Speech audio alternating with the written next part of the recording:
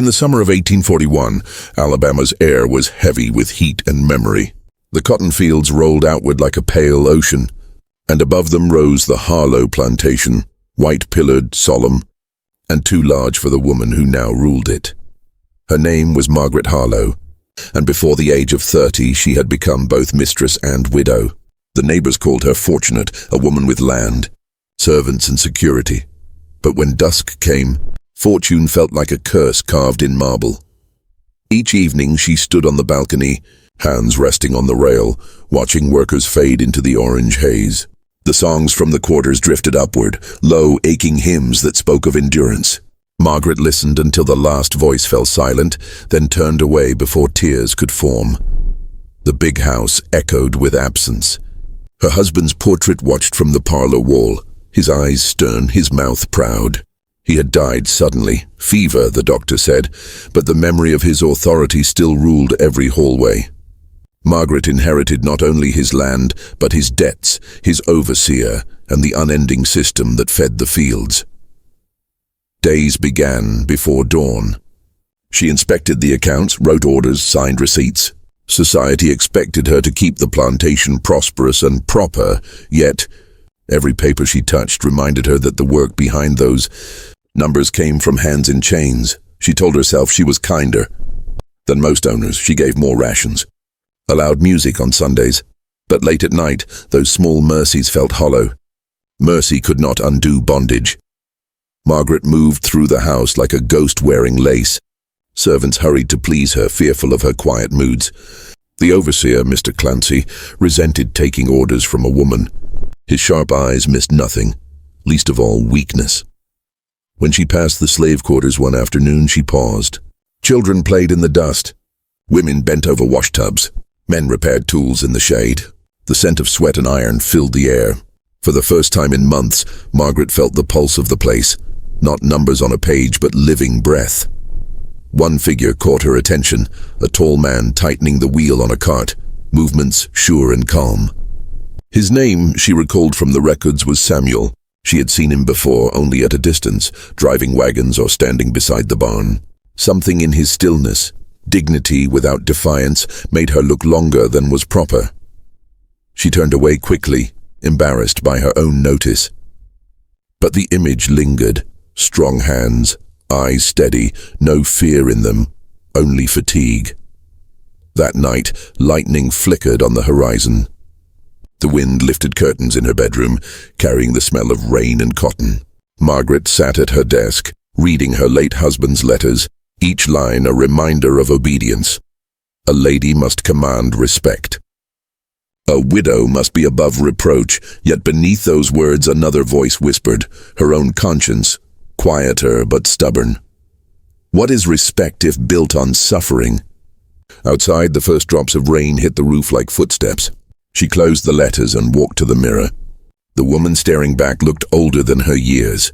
Fine dress, pale face, eyes ringed by sleeplessness. Tomorrow would be another day of orders, accounts, and silence. But for a moment she allowed herself to breathe, to remember laughter from years ago when she was simply Margaret, not Mistress Harlow. The thunder grew louder. Somewhere in the dark the quarters sang again, a deep, wordless song that rose with the storm. The notes carried longing, grief, hope. Margaret leaned against the window frame and listened. She whispered almost to herself, "Do they ever sleep peacefully?" No one answered. The rain began in earnest, washing dust from the veranda, blurring the moonlight. In that silver curtain of water, the great house seemed smaller, fragile against the wide sky. Thus began the final summer of Margaret Harlow's reign, when loneliness would open doors she had sworn to keep locked, and compassion would test every rule she had inherited. The fields waited for harvest, the river waited for flood, and somewhere among the shadows of the barn, Samuel waited too, though neither of them yet knew how closely their fates would intertwine.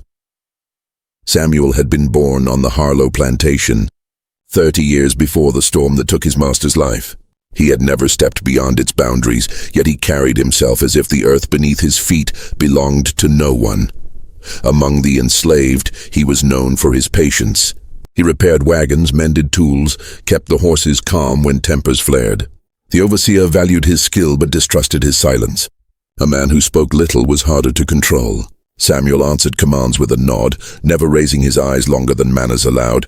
Inside, he measured every word, every gesture. Survival depended on knowing when to move and when to stand still. The quarters rose each dawn to his voice calling the morning roll. Children followed him, mimicking his stride, for he treated them kindly and shared bits of bread when he could. The older men respected him, saying he carried wisdom far beyond his years. At night, he carved small figures from leftover wood, tiny birds and horses, and left them on window ledges where no one knew the giver. He remembered his mother's stories about freedom, rivers that led north, stars that pointed the way. She had died when he was 15, taken by fever, whispering that God would find him a purpose. For years he wondered what purpose could exist inside fences and chains. When the old master lived, Samuel learned to keep invisible. But the widow's rule changed the rhythm of the land. She spoke softly to everyone, even when giving orders. The first time she came down to inspect the fields, she thanked the workers. No one had heard such words from an owner's mouth. Samuel had bowed his head, unsure how to respond. As weeks passed, he noticed her again, riding out at dawn, veil tied against the dust, a notebook in hand. She watched the pickers, counted bales, spoke little. Yet once, when her horse stumbled, Samuel reached her side before the overseer could. Their eyes met briefly. She murmured thanks, voice trembling not from fear, but from something gentler. That moment lived in his thoughts through long, hot afternoons. He scolded himself for remembering. A man in chains had no right to memory, only obedience. Still, each time he saw her silhouette on the veranda, a strange calm settled over him. She looked lonely, though surrounded by everything wealth could buy. Rumor traveled faster than truth. Some said the widow planned to sell the estate, others that she prayed each night for deliverance. The overseer muttered that she had gone soft, that her sympathy would ruin order. Samuel heard those words and kept silent. He knew softness was the one thing the world punished most harshly.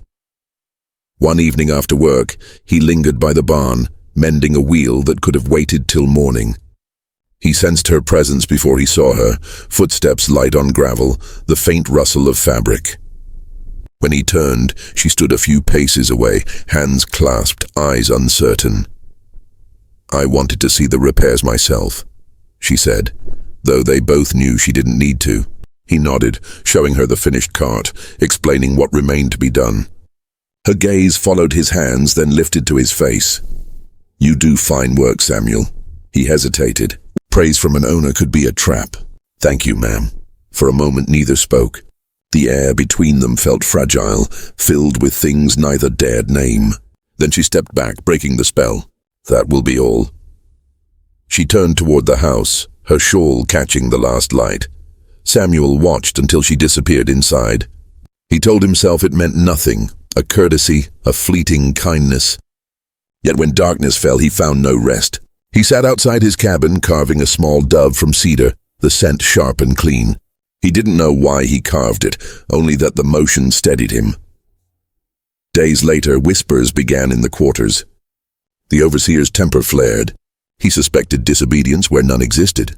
A harsh order, a lash or two, reminders of the old ways. Through it all, Samuel kept his composure. He had learned long ago that dignity was its own form of resistance. One night, as rain threatened again, he took shelter under the shed and looked toward the main house. A single window glowed upstairs. The widow's room, he guessed. He thought of her sitting there among ledgers and loneliness, and wondered if she ever felt as trapped as he did. He remembered his mother's words. "Freedom begins in the mind." Perhaps, he thought, freedom could also mean compassion. The courage to see another person as human when the world forbade it. That thought frightened him more than any whip.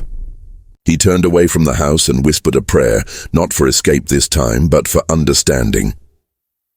By dawn, the storm clouds had passed. The fields shimmered under dew. Life returned to its rhythm of labor and command. But beneath that rhythm, something quiet had shifted. An invisible thread drawn between two distant hearts. Neither Margaret nor Samuel spoke of it, yet both felt its pull. And in the world they lived in, Even a glance could become a dangerous secret. The season moved toward harvest.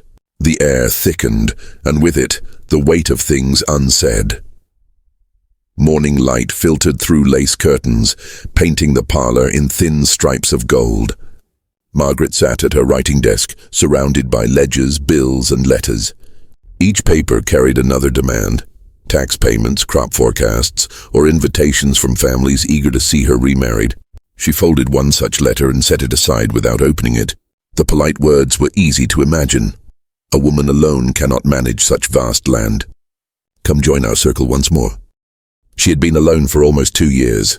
In that time, she had learned the language of survival, smiling when neighbors visited, agreeing with their judgments, hiding her unease at every cruel jest about keeping the workers in line.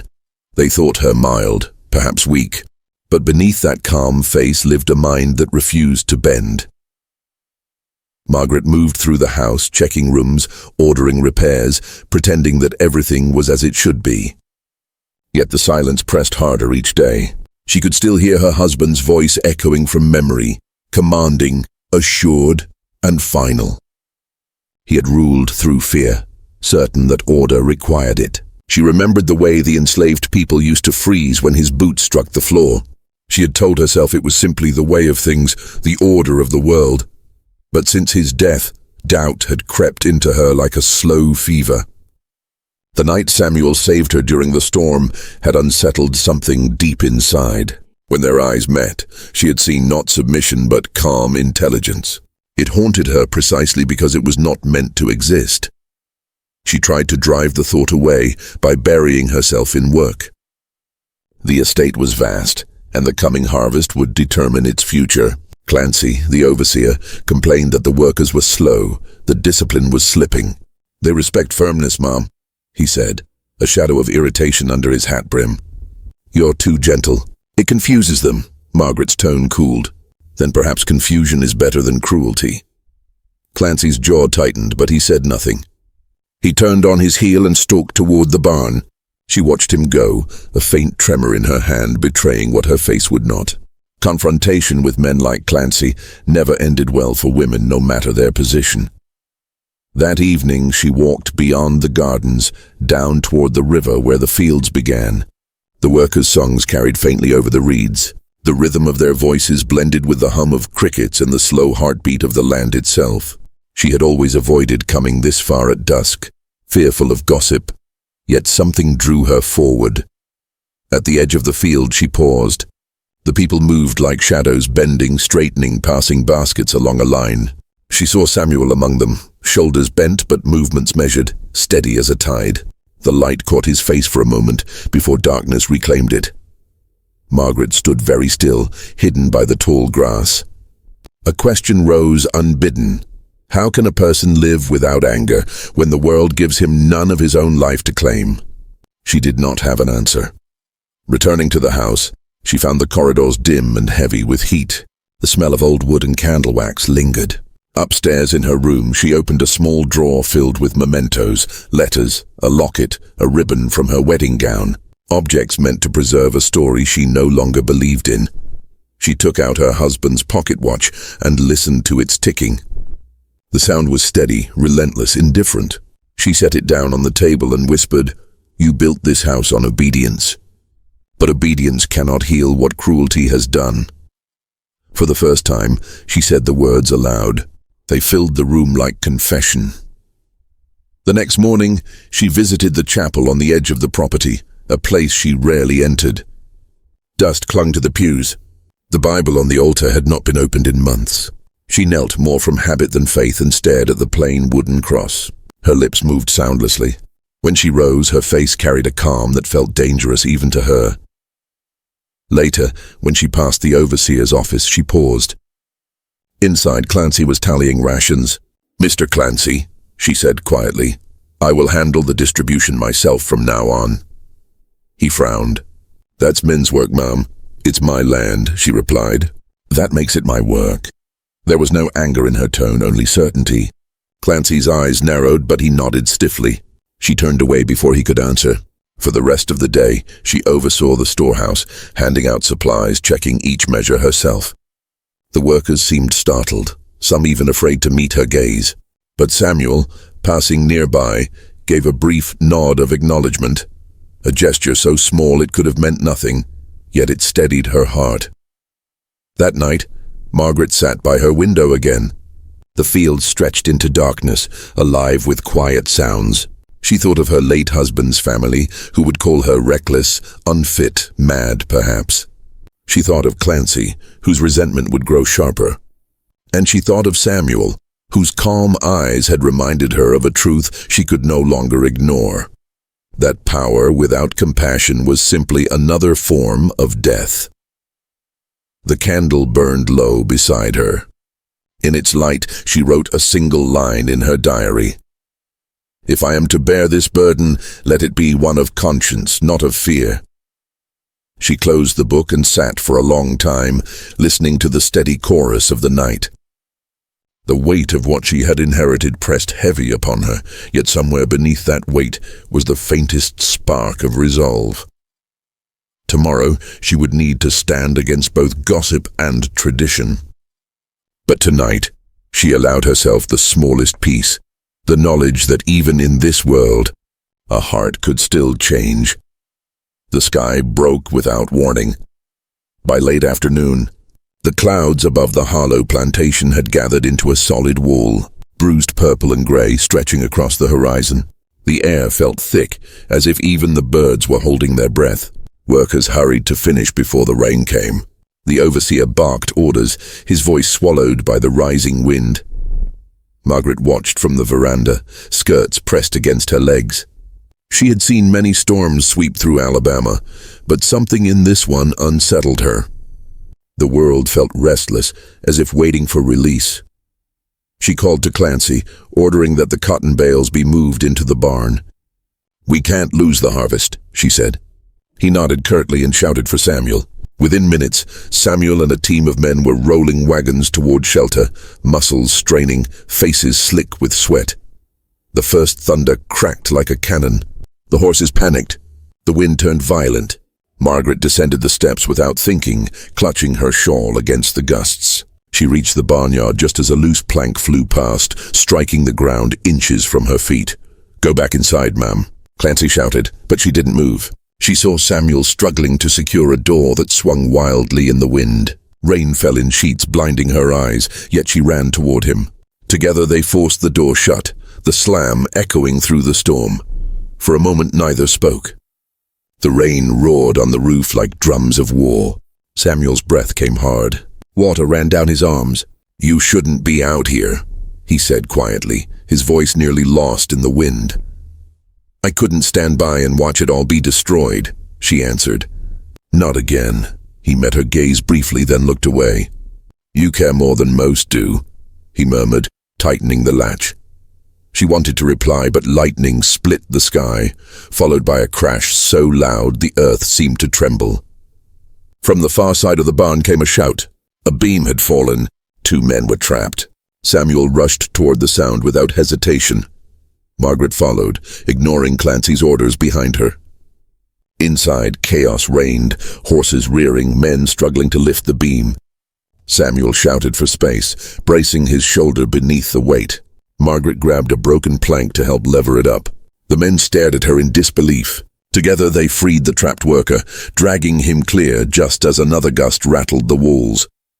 The barn held, but barely. When the worst of the storm passed, the air was thick with dust and sweat. Margaret's hands shook from effort. Her dress was torn and soaked through. Samuel stood beside her, chest heaving, eyes scanning the damage. "You've done enough," he said softly. "You should rest." She nodded, but her legs felt weak. As she turned toward the door, her foot slipped on the wet boards. Samuel caught her before she fell, his arms steady around her waist. For the briefest second, their faces were inches apart. The smell of rain and earth filled the air. "Thank you," she whispered. He released her quickly, stepping back with the instinctive caution of a man who knew the danger of being seen. "It's over now," he said, his voice low. "You're safe." Outside, the wind began to die. The clouds thinned, revealing slivers of pale sky. Margaret walked toward the house, each step heavy with exhaustion and something else she could not name. Behind her, Samuel returned to help the others repair what the storm had taken. When she reached her room, she sat by the window, watching lightning fade over the fields.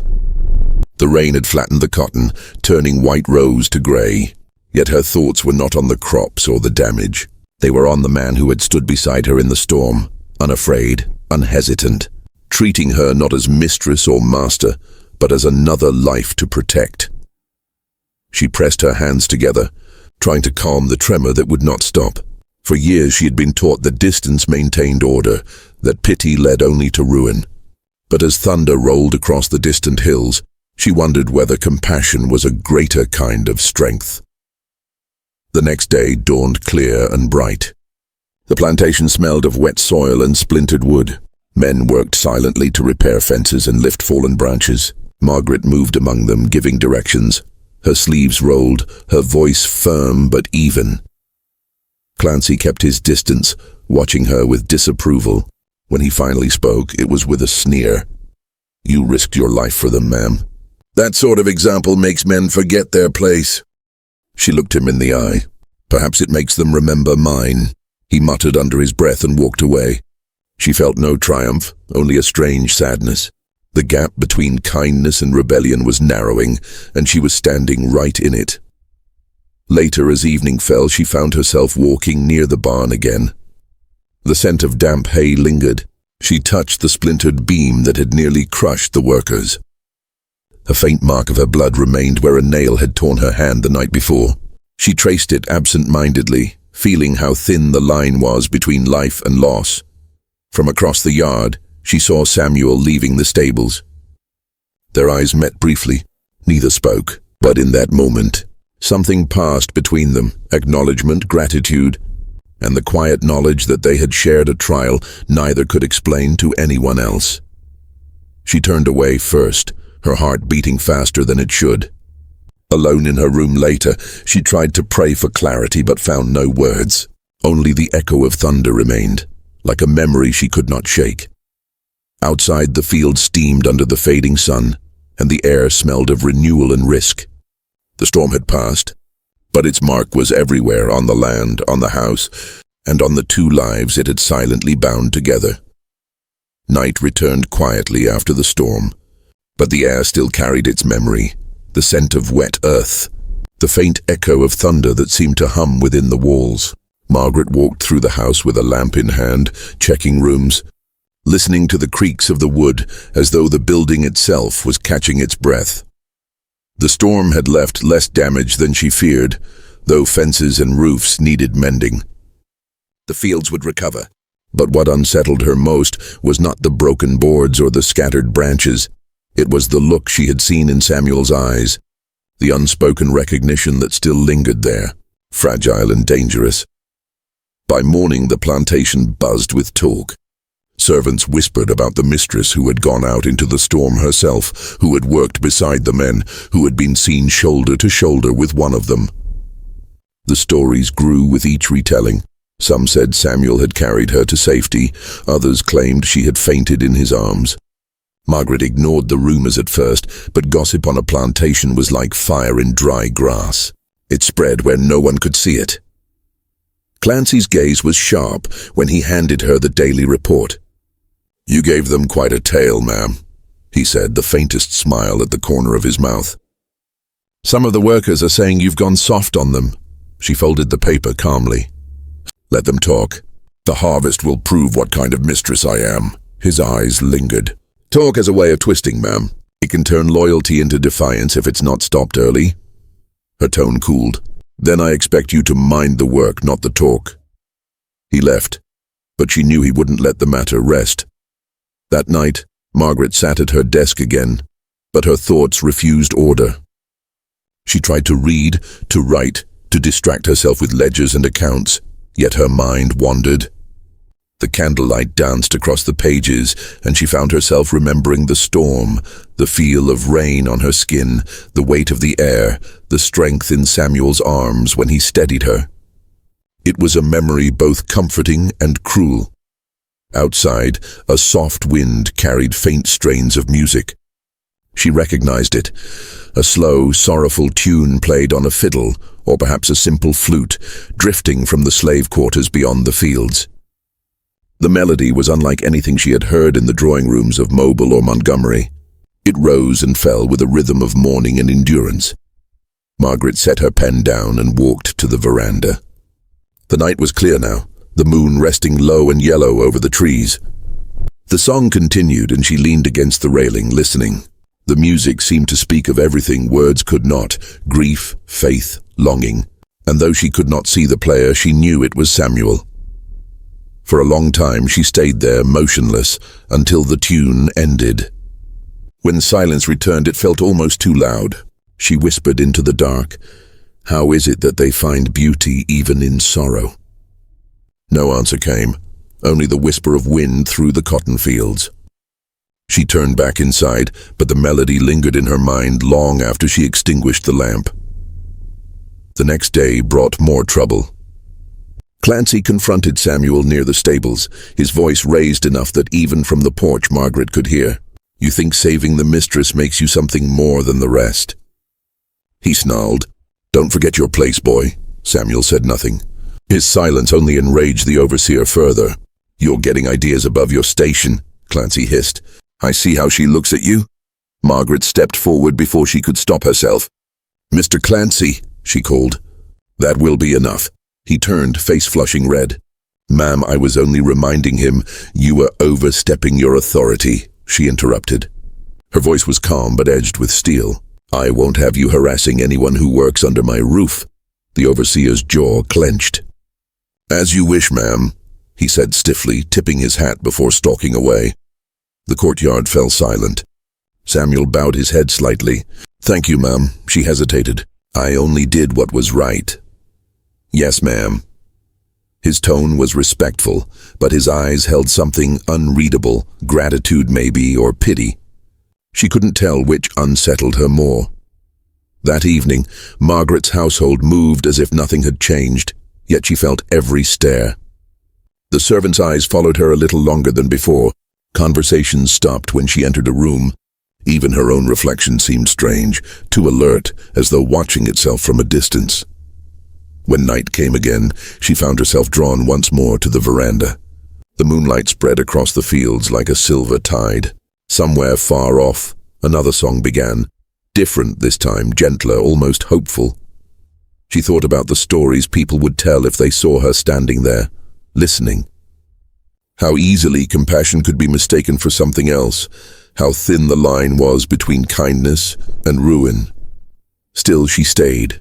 She closed her eyes and let the melody carry her to places she had never dared imagine, a world without fences, without titles, where human beings could look at one another and see equals. It was only a dream, she knew, and yet it felt more real than the life she lived each day. When the music faded, she whispered to the dark horizon, "I hear you." Her words vanished into the night, but perhaps, she thought, they were heard, and as the last echoes of the song dissolved into silence, she turned away from the window, unaware that her small act of listening had already set in motion a chain of events that would change everything. Morning sunlight poured through the tall windows, warm and golden, yet the house felt strangely cold. For days Margaret had tried to keep her mind on the plantation's recovery, the repairs, the books, the harvest, but nothing seemed to quiet the unease inside her. Every task reminded her of that night, the storm, the rescue, and the look in Samuel's eyes when he caught her before she fell. It had been a moment of instinct, of simple humanity, yet its memory clung to her like a whisper she couldn't silence. By noon, she made a decision she could hardly justify even to herself. She sent for Samuel. The message was simple, almost mundane. Report to the main house. Assistance needed with interior repairs. It was an excuse, thin, perhaps, but one that would not raise suspicion if anyone asked. When he arrived, the air in the drawing room felt heavy. Dust motes drifted lazily in the sunlight between them. Samuel stood by the doorway, hat in hand, his posture careful. "You sent for me, ma'am?" "Yes," she said, her voice quieter than she intended. "There are some cracks in the window frames that need looking at." After the storm, he nodded, stepping inside. She could hear the faint creak of the floorboards beneath his boots, the sound far louder than it should have been in the silence. As he examined the woodwork, she found herself studying his hands, strong, steady, marked by years of labor. When he looked up, their eyes met briefly before she turned away. "Does it look bad?" she asked. "The frame's sound," he replied. "Just worn from the wind." "I can fix it." He fetched his tools, working with quiet precision. Margaret sat nearby, pretending to read, but her mind wandered to the whispers still circling the estate. She could almost hear them in the walls, the overseer's tone, the servants' half-hidden glances. "Samuel," she said suddenly, breaking the silence. "Do they speak much, the others? About that night?" He hesitated. "People talk, ma'am.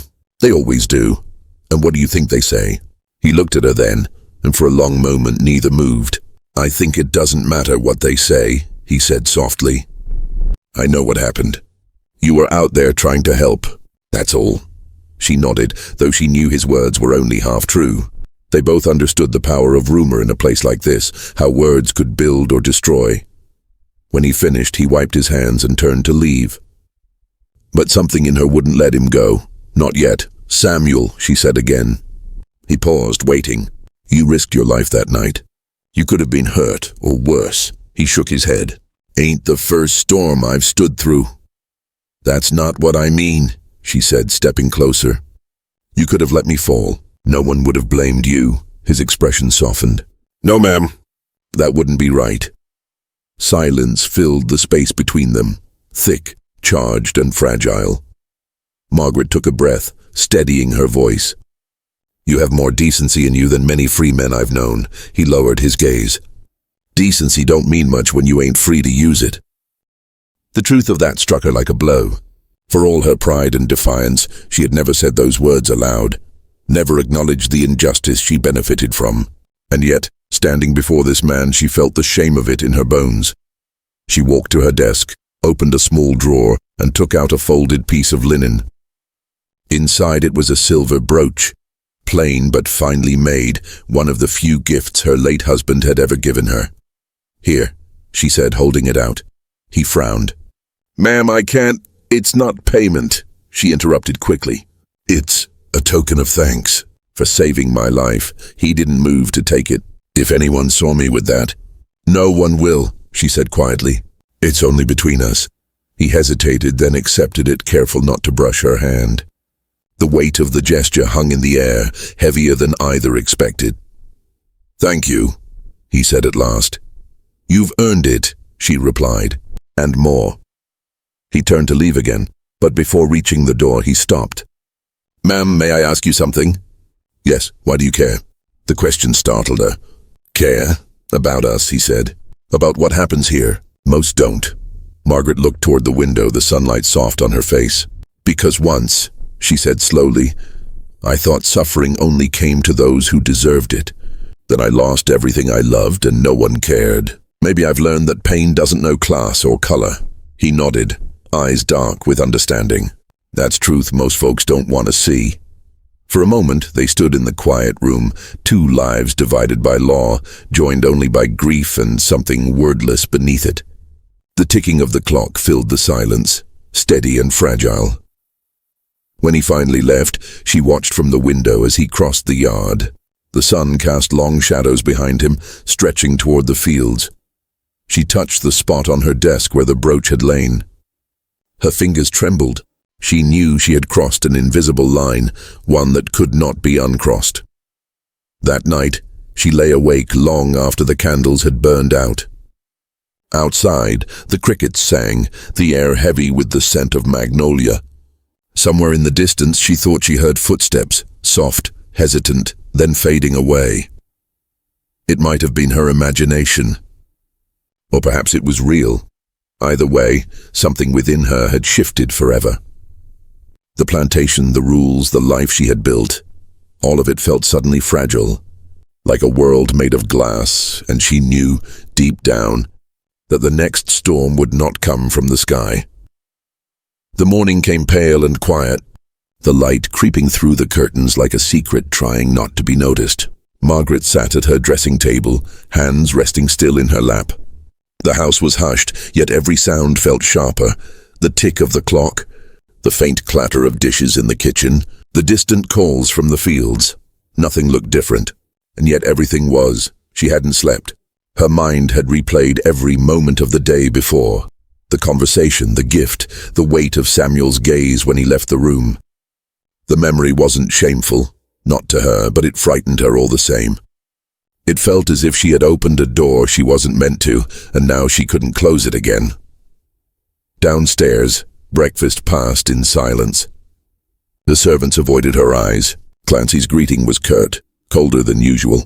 The air was thick with unspoken things. Margaret kept her composure, her face unreadable, her words clipped and formal. When the overseer left, she finally exhaled. She went out to the veranda with her tea. The fields shimmered in the soft morning light. The storm's damage had nearly healed, but the land still bore scars. Deep ruts in the mud, fallen branches, broken fences. It was beautiful in its imperfection, she thought. Stronger for what it had endured. She saw Samuel then, working by the far edge of the cotton rows. He moved with calm purpose, sleeves rolled, sweat darkening his shirt. For a moment she allowed herself to watch him. The steadiness, the quiet dignity. Then she turned away quickly, ashamed of her own gaze, but others had noticed. By noon, she could feel eyes following her. The household staff exchanged glances when she entered a room. One of the kitchen girls, a young woman named Clara, paused before curtsying and whispered something to another servant. They fell silent when Margaret looked up. She dismissed them gently, pretending not to notice. Yet inside her heart sank. Gossip had taken root. That afternoon the overseer appeared again. His tone was falsely polite, the kind that hid a blade behind a bow. "Ma'am," he said, "there's been talk in the quarters." "About Mr. Samuel." She set down her pen. "What kind of talk?" He hesitated, savoring the moment. "That he was seen near the main house late yesterday, and that you spoke with him privately." Margaret met his eyes, cold and unflinching. "I did. He was repairing window frames." "Do you find that unusual?" Clancy's smile didn't reach his eyes. "Not the work, ma'am. Just the timing. Some folks might take it wrong. Then it's your job to correct them," she said sharply. "Not to bring me idle rumors." His jaw tightened, but he nodded.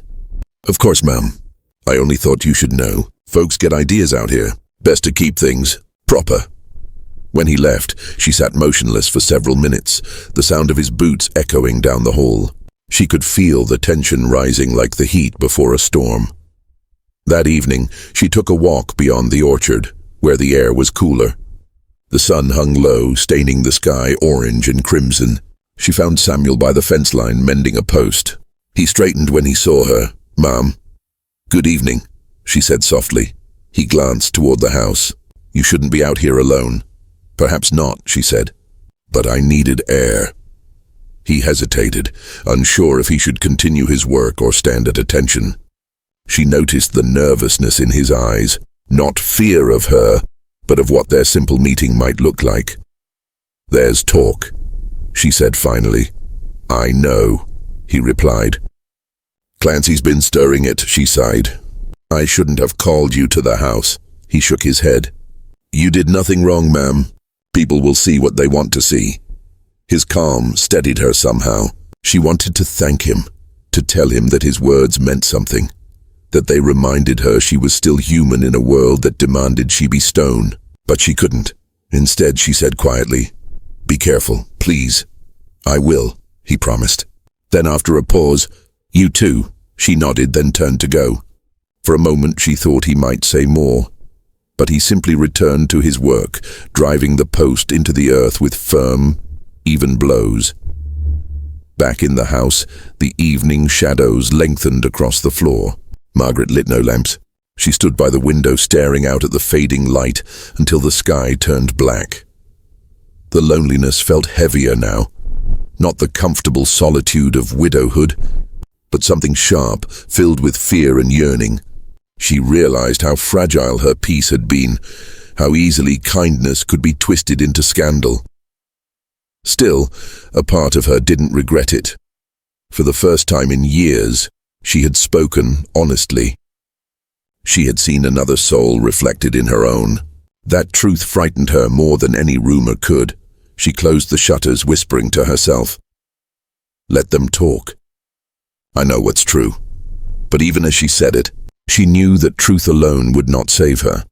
The world she lived in was not built for mercy. The sun rose hard and bright over the Harlow plantation, but it did little to warm the chill that had settled over the house.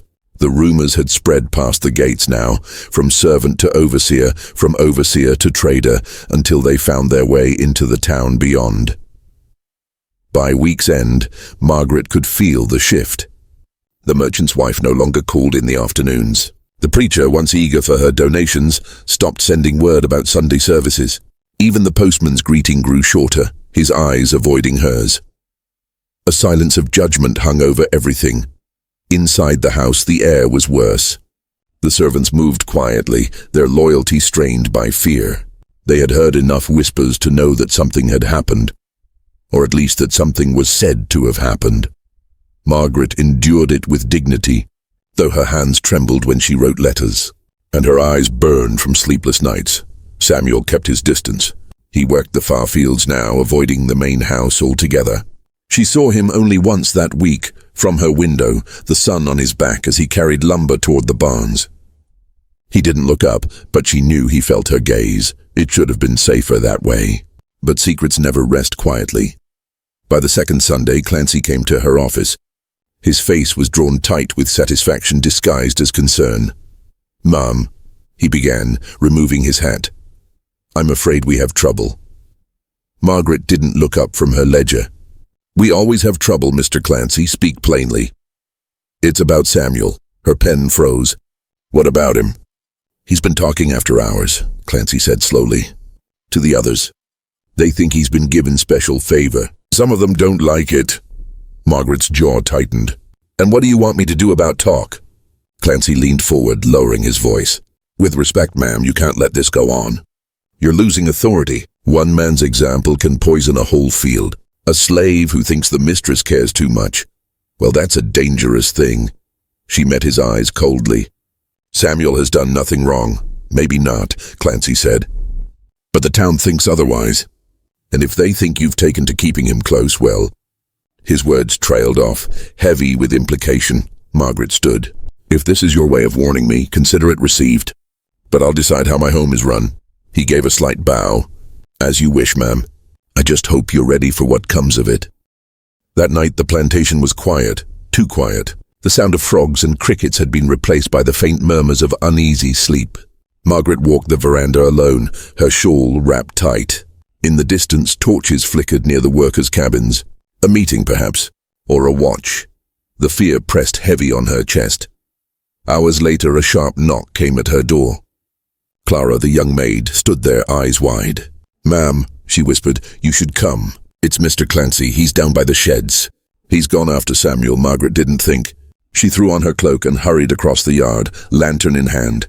The night was thick and breathless, the grass slick underfoot. She found them near the tool shed. Clancy stood over Samuel, his face red, his whip coiled in one hand. Samuel's lip was bleeding, his shirt torn. "I told you to stay away from the house," Clancy hissed. "You think you're better than the rest, don't you? Think the widow's gonna save you?" "That's enough." Margaret's voice rang out. Both men froze. "Put that down," she said, pointing to the whip. "Ma'am, he's been lying to you," Clancy said, his tone suddenly smooth. "The men say he's spreading talk, making fools of us all. He needs to be taught a lesson before it gets worse." "I said put it down," she repeated. Clancy hesitated, then tossed the whip aside with a smirk. "You protect him more than you protect your own name." Her voice was steady, but her hands trembled. "You forget yourself, Mr. Clancy. You are dismissed." His expression darkened. "You can't run this place without me." "Then I'll let it fall," she said. "Better ruin than tyranny." He stared at her, breathing hard, then turned and spat in the dirt. "You'll regret this, ma'am.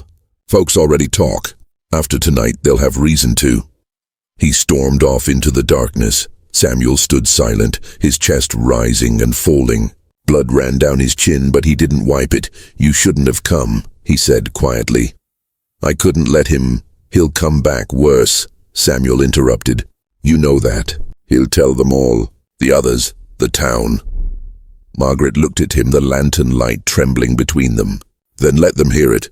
I won't hide what's right. What's right won't save you, he said, almost pleading. The words hung there, raw and real. For a long moment, neither spoke. Crickets sang in the dark. The torchlight flickered like breath on the wind. Finally, she said, Go. Leave the fields tonight. Take the north road. I'll tell them you were sent to deliver a message to the mill. He shook his head. Running won't change what they think. Then let it change what happens to you, she whispered. Please. He hesitated, then nodded once. Thank you, ma'am, for everything. She wanted to say something more, something that might undo all the cruelty of the world they lived in. But words failed her. She only nodded, eyes burning. When he disappeared into the trees, the silence felt enormous. The night pressed down heavy and unrelenting. Behind her, in the distance, she could already hear the faint sound of Clancy's horse on the road to town. The price of a secret, she thought, had finally come due. The next morning dawned clear and merciless, the kind of morning that made everything visible. Every broken fence, every bent blade of grass, every lie that could no longer hide in the shadows. By sunrise, word had spread through the county. Clancy had ridden through the night, stopping in town to share his version of the story. How the young widow had lost her virtue to one of her own slaves. How she had fired an honest overseer to protect her shame. By noon, the gossip had grown into a legend of its own. People spoke her name with disgust and fascination, as though she were a ghost come to life in scandal. Margaret heard the whispers long before the visitors came. The first to arrive were her husband's kin from Montgomery, grim-faced men and their wives, stepping down from their carriages as if approaching a plague house. They greeted her without affection. Her late husband's brother, Mr. Henry Harlow, spoke first. Margaret, he said coldly, you've brought disgrace upon the family. She stood in the entry hall, tall and composed, though her hands were clasped tightly behind her back. I've done nothing shameful, nothing, he repeated, voice rising. The county says otherwise. You dismissed your overseer in anger, then let that man flee in the night. You expect us to believe that was mere coincidence? I dismissed a brute who beat a man without cause, she said. And if the world chooses to see sin in decency, that says more about them than me. The women behind him murmured, their eyes sharp with judgment. Henry exhaled through his nose. You've gone mad with grief, Margaret. You're not fit to manage this place alone. I've come to take it under the family's care. You'll return to Montgomery at once. She met his gaze with quiet defiance. This is my home. My husband left it to me. Your husband left you his name, Henry snapped. You've already blackened it enough. For a moment neither spoke. The air between them felt brittle. Then Margaret said softly but clearly, You may take what you please, but you will never own my soul. Henry's jaw clenched. You're a fool, woman. You'll find yourself with nothing. Perhaps, she said, but I will still have my truth. He turned to leave, his boots echoing down the hall. You'll have your truth, he said, and the ruin that comes with it. By evening, the local magistrate rode up with 2 men from the sheriff's office. They asked questions about Samuel, where he had gone, whether she had aided him. She answered calmly, saying only that he'd been sent to deliver goods and had not returned. They did not believe her. But there was no proof to challenge her word. Still, the damage was done. The magistrate's tone dripped with quiet contempt when he left, saying, You do well to keep company with your own kind. Mrs. Harlow, the world is less forgiving than it once was. After they departed, the house felt emptier than ever. That night, she wandered through the silent rooms, touching the familiar furniture, the framed portraits, the piano that hadn't been played in years. Every object seemed to carry an accusation, not of guilt, but of loss. In the parlor, she stopped before the fireplace, staring at the flames. Her reflection flickered in the glass, not the proud young widow of years past, but a weary woman bearing the weight of her choices. She thought of Samuel, where he might be now. whether he had escaped or been caught, whether he cursed her name or remembered her with pity. Outside, a carriage passed on the road. From within came laughter, sharp, cruel laughter. The sound carried across the fields like a verdict. She closed her eyes. For the first time, tears came freely, silently. They fell not for herself, but for the cruel world that demanded she choose between compassion and survival. A knock sounded at the door. When she opened it, Clara stood there, wringing her hands. "Ma'am," she whispered, "Mr. Samuel. They found him." Margaret's breath caught. "Where?" "Down near the river road. He's been taken back. They say he'll be sold south." For a long moment, Margaret couldn't speak. Her mind felt hollow, her heart hammering against her ribs. "When?" "Tomorrow," Clara said softly. "They're taking him at first light." Margaret closed her eyes. The night spun around her, filled with the weight of everything she could not undo. "Thank you, Clara," she said. "That will be all." When the girl left, Margaret sank to her knees beside the cold hearth. She pressed her hands together and whispered a prayer she had long forgotten how to say. Not for forgiveness, but for courage. Outside, the wind picked up again, bending the trees, carrying the scent of rain and distance. Somewhere out there, the man she had tried to protect was being led away, shackled and silent, and she who had once owned everything, now possessed nothing but the memory of a single moment of truth. The world had passed judgment. And yet, beneath the weight of that judgment, a strange calm settled over her, because no matter what they said, no matter what they took, no one could erase the night when she had looked into another's eyes and seen not property or sin, but a soul.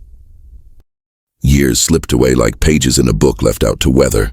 Seasons turned, harvests came and went, and the Harlow Plantation, once the pride of Alabama, grew quieter with each passing year. The cotton fields that had once shimmered under the sun stood half empty now, their soil weary from decades of use. The grand house that had hosted parties and sermons and whispered scandals began to fade into silence. Margaret Harlow lived on, though few in town spoke her name anymore. Those who did so in hushed tones, half in scorn, half in fascination. To some she was a warning, a woman ruined by her own defiance. To others, she was a mystery, the widow who had once risked everything for reasons no one could fully understand. She stopped attending church after the second year. The stairs were too sharp, the sermons too pointed.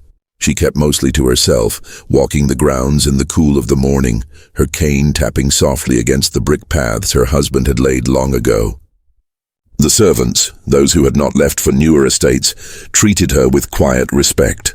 They never spoke of the past, but she could see in their eyes that they remembered. One of them, an older woman named Ruth, tended to her in those final years. Ruth had been a young girl when the storm came, when the whispers began. She had seen it all and kept her silence. "Ma'am," Ruth would say gently, bringing tea to the porch, "you should rest. The air's getting cold." "I like the cold," Margaret would answer, her voice thin but steady. "It keeps the world honest." On her writing desk, still in the same room where she had once waited out that terrible night of thunder and fear, lay a single object wrapped in linen, the silver brooch she had given Samuel. It had been returned to her months after his capture, sent anonymously by a kind soul who had seen him before he was sold. No note, no message, only the brooch and a small scrap of rough cloth tied around it like a farewell. She kept it close ever since. Sometimes she would hold it in her palm and stare at the tarnished metal, its surface dulled by years of time, and she would whisper, "You kept your promise, Samuel," because she believed he had. Somewhere deep within her, she believed that he had found a way to survive, to live beyond the reach of those who would break him. She needed to believe that, or all of it, every risk, every loss, would have been for nothing. As the years passed, visitors came less and less. Her family never returned. The Harlow name faded from local memory, surviving only in old ledgers and gossip told by the fireside. But among the freedmen and women who stayed nearby after emancipation, her story endured, changed, distorted, yet kept alive. They told it as a ghost tale at first, the white widow who defied her own blood for the sake of a slave. Some said she had gone mad, waiting for his return. Others said she had helped more men escape after him, hiding them beneath her cellar, guiding them north under cover of night. The truth, as always, lived somewhere in between. In the final winter of her life, Margaret fell ill. Ruth stayed by her bedside, reading scripture aloud when the pain grew sharp. But sometimes, in moments between fever and clarity, Margaret would reach for her Bible and slip the brooch between its pages, whispering, "Let them remember the truth, not the lies." One night, as the fire burned low, she asked Ruth to open the window. "The moonlight spilled in silver and soft. Do you hear it?" Margaret asked faintly. "Hear what, ma'am?" "The wind," she said. "It sounds like music." Ruth listened. The wind rustled through the magnolia trees, gentle and mournful. Margaret smiled weakly. "He used to play like that," she murmured. "A song that could make the world stop." She closed her eyes and her breathing slowed. Ruth took her hand, feeling the faint tremor fade. By dawn, Margaret Harlow was gone. When they buried her, only a handful attended, the servants who had stayed, a local preacher, and 2 curious townsfolk who came to see the legend for themselves. She was laid to rest beside her husband, though no one could mistake where her heart truly lay. After the burial, Ruth returned to the empty house. She cleaned the rooms one last time, then packed her things. But before she left, she opened Margaret's Bible. Inside, where the pages of Psalms were worn thin, she found the brooch and a folded letter, yellowed with age. The handwriting was Margaret's, elegant but fading. "To whoever finds this, know that the world told me I had sinned. But my only sin was seeing a man as human when others would not. The night they call forbidden was the first night I truly understood what it means to be alive. If there is any mercy in heaven, may it remember him as kindly as I do." Ruth read it twice, tears in her eyes, then placed the letter back and closed the book. She carried it with her when she left, saying softly, "They'll remember you right one day, Miss Margaret. Maybe not now, but one day." Years later, when the plantation finally crumbled and the land was sold, locals claimed the house was haunted. They said that on stormy nights, when the thunder rolled and the wind carried the scent of rain, a light could be seen glowing in the upper window, a woman's shadow standing there, listening to a song only she could hear. Some swore they could hear it too, the faint, mournful sound of a man's voice humming through the fields, carried by the wind from long ago. And so the legend of the secret night lived on, not as a scandal, but as a story of courage, loss, and forbidden humanity. Because even in a time built on cruelty, there had been 2 souls who dared to see each other as equals, and that, in the end, was enough to make their memory immortal.